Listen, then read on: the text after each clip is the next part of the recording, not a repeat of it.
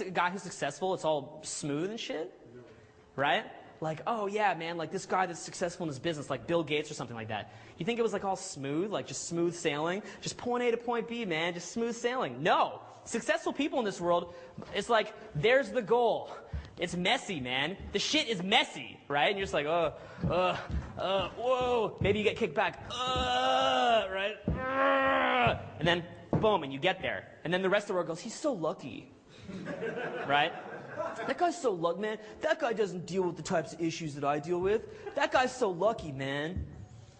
You know, as if he had some kind of opportunity. When more often than not, it's the people who had the least opportunity in life that made it. Anybody here feel like they have too much time?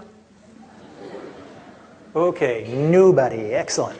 And I like the word famine because it's a little bit like thinking about Africa. I mean, you can airlift all the food you want in to solve the crisis this week, but the problem is systemic, and you really need systemic solutions. So a time management solution that says, oh, I'm going to fix things for you in the next 24 hours is laughable, just like saying I'm going to cure hunger in Africa in the next year. You need to think long-term, and you need to change fundamental underlying processes because the problem is systemic. We just have too many things to do and not enough time to do them. Being successful does not make you manage your time well. Managing your time well makes you successful. If I have been successful in my career, I assure you it's not because I'm smarter than all the other faculty. I mean, I'm looking around and looking at some of my former colleagues. I mean, I see Jim Cahoon up there. I am not smarter than Jim Cahoon, okay? You know, I constantly look around the faculty at places like the University of Virginia or Carnegie Mellon, and I go, damn, these are smart people, right? And I snuck in. But what I like to think I'm good at is the meta skills, because if you're going to have to run with people who are faster than you, you have to like find the right ways to optimize what skills you do have. There's this thing on my to-do list. Why is it there? Because if you start asking, well, why is, I mean, again, my kids are great at this. That's all I ever hear at home is why, right? And sooner or later they're going to stop saying why, and they're just going to say, okay, I'll do it, right? So ask, why am I doing this? What is the goal? Why will I succeed at doing it? And here's my favorite. What will happen if I don't do it? So so the police have never come because I crossed something off my to-do list. And that's a very powerful thing because you just get all that time back. The other thing to keep in mind when you're doing goal setting is a lot of people focus on doing things right. I think it's very dangerous to focus on doing things right. I think it's much more important to do the right things. If you do the right things adequately, that's much more important than doing the wrong things beautifully. All right? There's something called the 80-20 rule. Sometimes you'll hear about the 90-10 rule. But the key thing to understand is that a very small number of things in your life or on your to-do list are going to contribute the vast majority of the value. So if you're a salesperson, 80% of the revenue is going to come from 20% of your clients. And you better figure out who those 20% are and spend all of your time sucking up to them. Experience comes with time, and it's really, really valuable, and there are no shortcuts to getting it. So good judgment comes from experience, and experience comes from bad judgment. So if things aren't going well, that probably means you're learning a lot and it'll go better later. You are going to have to change the plan, but you can't change it unless you have it. And the excuse of I'm not going to make a plan because things might change is just this paralysis of I don't have any marching orders. So have a plan, acknowledge that you're going to change it, but have it so you have the basis to. The key thing with to-do lists is you have to break things down into small steps. Age where he can clean his own damn room, thank you very much. But he doesn't like to. But Dylan will come to me and say, I can't pick up my room, it's too much stuff. And I say, well, can you make your bed? Yeah, I can do that. Okay, can you put all the clothes in the hamper? Yeah, I can do that. And you know, you do 3 or 4 things, and then it's like, well, Dylan, you just cleaned your room. I cleaned my room, right? And he feels good. He is empowered. The last thing about to-do lists or getting yourself going is if you've got a bunch of things to do the ugliest thing first. There's an old saying, if you have to eat a frog, don't spend a lot of time looking at it first. And if you have to eat 3 of them, don't start with the small one. And this is blatantly stolen. This is Stephen Covey's great contribution to the world. He talks about it in the 7 Habits book. Imagine your to-do list. Most people sort their to-do list either, the order that I got it, throw it on the bottom, or they sort it in due date list, which is more sophisticated and more helpful, but still very, very wrong. So looking at the 4-quadrant to-do list, if you've got a quadrant where things are important, and due soon, important and not due soon, not important and due soon, and not important and not due soon. All right, which of these 4 quadrants do you think, upper left, upper right, lower left, lower right, which one do you think you should work on immediately? Upper left. You are such a great crowd. Okay. And which one do you think you should probably do last? Lower right. And that's, that's easy. That's obviously number 1. That's obviously number 4. But this is where everybody in my experience gets it wrong.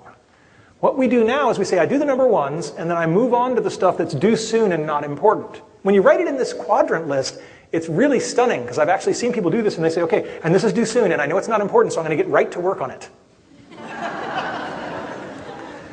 And the most crucial thing I can teach you about time management is when you're done picking off the important and due soon, that's when you go here. You go to, it's not due soon and it's important, and there will be a moment in your life where you say, hey, this thing that's due soon but not important, I won't do it. Because it's not important. It says so right here on the chart. If you are procrastinating, you've got to find some way to get back into your comfort zone. Identify why you're not enthusiastic. Whenever I procrastinate on something, there's always a deep psychological reason. Usually it's I'm afraid of being embarrassed because I don't think I'll do it well, or I'm afraid I'm going to fail at it. New behavior, neurogenesis. Same behaviors over and over. You just lay a path over those neural connections and you just keep stabilizing them, making them stronger and reinforcing them so that your mind automatically goes down those paths. If you keep getting outside your comfort zone and you keep doing new things, other people will look at you and say, you're crazy. Because you have to be. Only people that are crazy do things that are different all the time. Only crazy people get outside their comfort zone. But that's good, because then when you do new things all the time, they'll say, oh, they're just crazy. Don't pay any attention to them. It's cool. And what's great is that when you push past your comfort zone, when you get out of it, this awesome process happens. The first thing that happens when you get close to here, when you get to right here, fear starts to set in. Anxiety. And as you're crossing over the comfort zone, that's when you get the rush. That's when that rush of something new. That's when the rush of going over the top, the first hill on that roller coaster, and you start to come down the next side.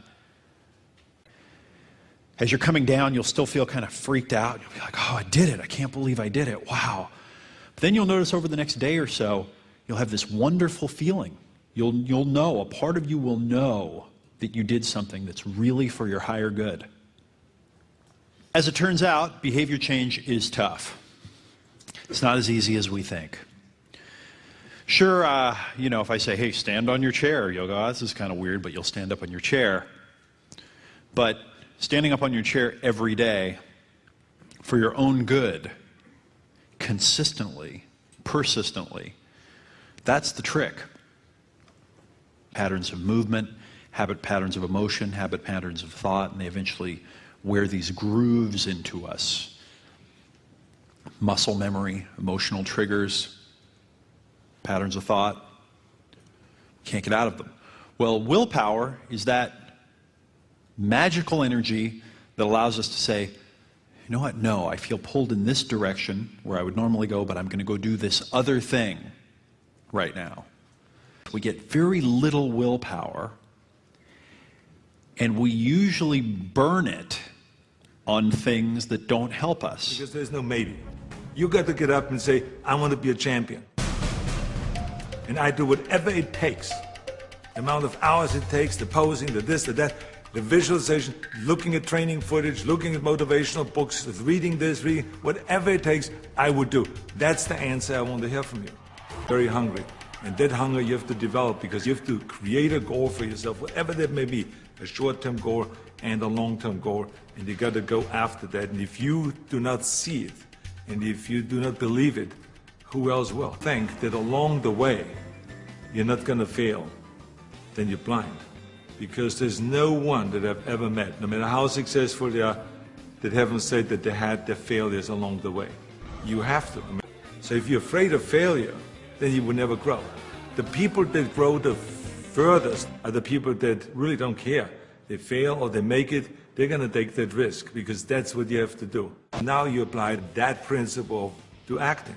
And you say, well, wait a minute, I put 5 hours in every day in working out. I did my posing 1 hour a day. I did my stretching and this and that, all of those kind of things.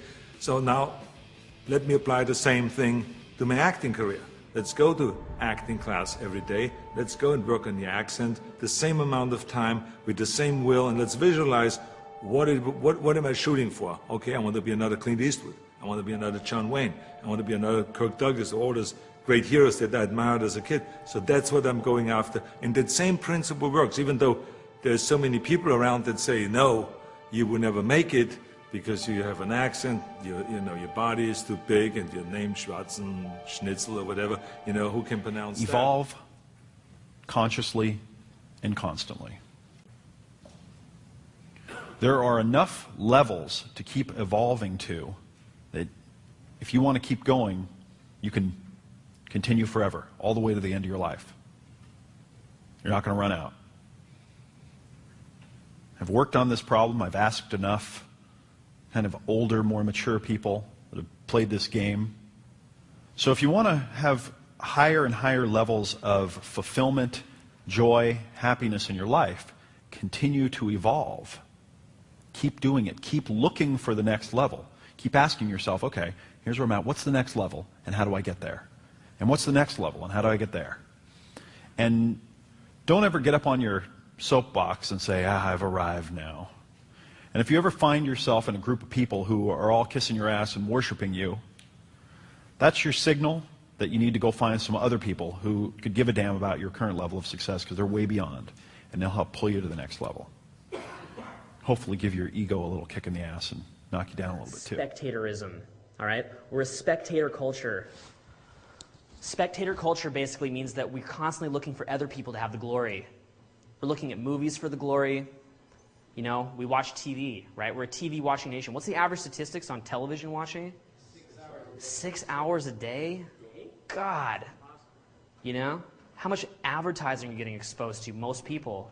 And not only is that, let's say it was even 4 hours a day, just to take it easy, or even 3. That is a lot of time being a spectator when the other, 7, 8 hours are spent working. And so essentially we're a spectator nation. We look at other people. We don't want the glory anymore, right? People would rather watch TV and look about the natural environment than go into the natural environment, which is another reason why we're also destroying the environment, right? Because people, they pollute because they don't understand that the natural environment is real. They've never even seen it. They don't care about the third world because they've never even seen it, okay? That's the culture, all right? People stand by and they watch shit. They're not taking, they don't live their own lives. So see, when you see that like movie-style lifestyle, like the glorious life, like traveling, dating beautiful women, eating the food you want to eat, meeting the people that you want to meet, having the adventures that you want to have, it's so easy to stand there as a spectator and watch other people do it than to do it yourself. It's simpler. It's easier. They don't want the glory. It's safe. Yeah. I say, fuck that. Okay? The glory is to be had. That's what I say. The glory is to be had. This is your life. Turn the TV off. Turn off the web surfing. Okay? Turn that shit off. It's garbage. You can watch it a little bit. If you have a specific show that you just love and you look forward to it, watch it. Great. But the point is, don't waste time or channel surf. Stop looking at other people. Let's get it started in here.